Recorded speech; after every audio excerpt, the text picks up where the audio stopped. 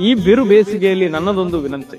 ಬೇಸಿಗೆ ಅಂದ ತಕ್ಷಣ ನಾವು ಕೋಲ್ಡ್ ಡ್ರಿಂಕ್ಸ್ ಅನ್ನ ಕುಡಿಬೇಕು, ದೇಹವನ್ನ ತಂಪಾಗಿಟ್ಕೊಳ್ಬೇಕು, ಬಿಸಿಲಿಂದ ರಕ್ಷಣೆ ಪಡ್ಕೊಳ್ಬೇಕು ಎನ್ನುವಂತಹ ಭಾವನೆ ಎಲ್ರಿಗೂ ಬರೋದು ಸಹಜ. ಆದ್ರೆ ಕೋಲ್ಡ್ ಡ್ರಿಂಕ್ಸ್ ಗಳನ್ನ ಕುಡಿಯುವ ಮೊದಲು ನಮ್ಮ ರೈತರ ಬಗ್ಗೆ ಒಂದ್ಸಾರಿ ವಿಚಾರವನ್ನು ಮಾಡೋಣ.